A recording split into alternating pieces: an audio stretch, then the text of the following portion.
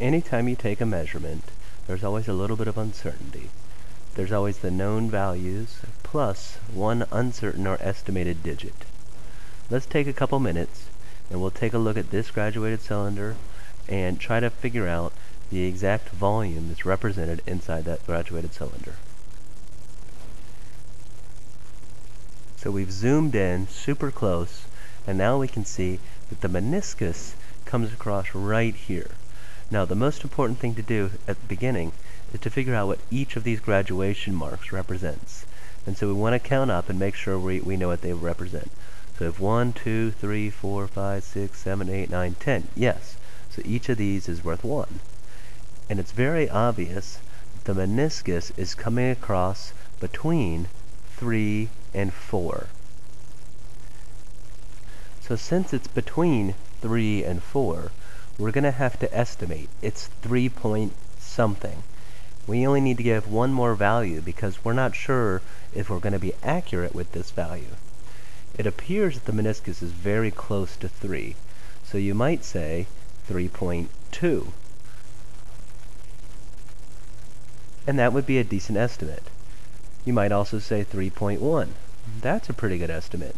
Or even 3.3. As long as it's a value very close to 3.0, but it's not on the line, so it can't actually be 3.0. Let's look at another example. Again, the first thing we have to do is determine what each of the graduation marks represents. This one goes from 100 to 200, so these graduation marks each represent 10. 10, 20, 30, 40, 50, and so on, all the way up to 200. So now we can tell that this is between 110 and 120 milliliters. So if it's between 110 and 120 milliliters, it's going to be 110 something, maybe 119 or 118 or 117. All of those seem like reasonable answers because the meniscus is approaching 120, but not exactly on 120. So I'm going to go ahead and leave my guess as 118 milliliters. So the first two values are very well known because we know it's at least 110. This third value is the estimated value. Now, I want you to take a moment and look at the example in your notes and determine what is the value of this graduated cylinder. Let's go ahead and pause the movie while you work it out.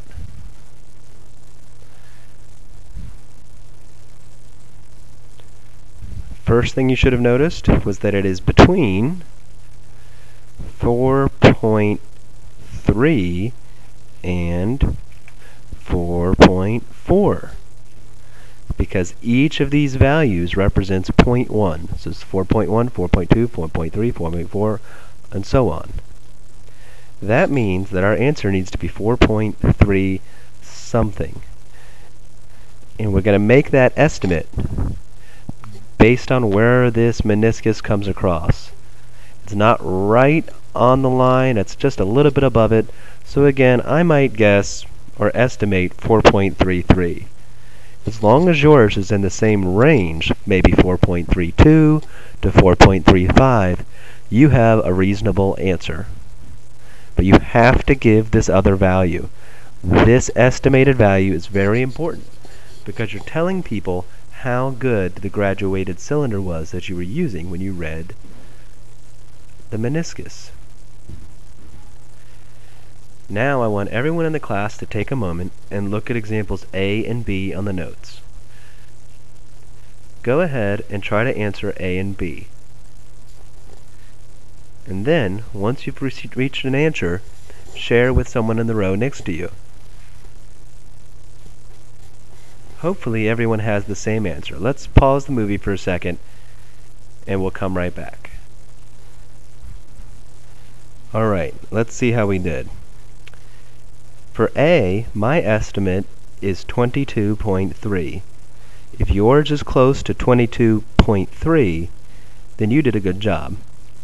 For B, We haven't even reached 310, and it appears to be coming off right in the middle of 300 and 310.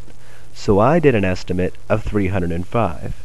Though it would also be perfectly reasonable to go up to as high as maybe 308, or even as low as 304, as long as you had a value in the ones place. This year you will not be using triple beam balances. We only use electronic scales. This does make it a lot easier when having to do significant figures and estimation, because the estimation is actually done for you by the scale. The scale always records as many well-known figures, and the last value is always the scale's estimate. So you'll often notice that maybe a scale fluctuates on the last value because it's still trying to estimate. That also occurs because you might be too close to it and possibly breathing on the scale. So give it a moment and back away. Now we're going to do the same exercise we did with the graduated cylinders, but with these meter sticks down here. This one's in centimeters, millimeters, and meters.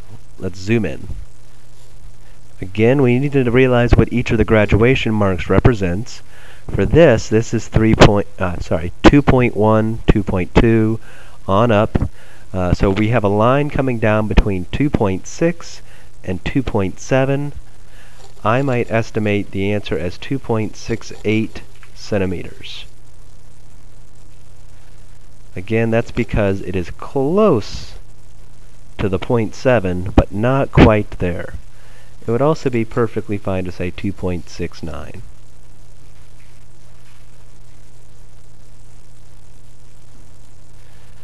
For this one, each line represents 1. We have 10, 11, 12, 13, 14, etc.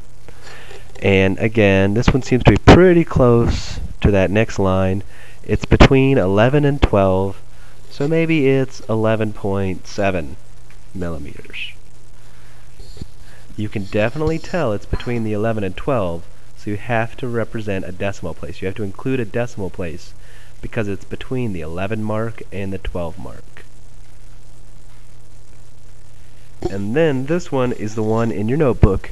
I'm going to pause the movie so you guys can take a moment and try to estimate where the line comes across.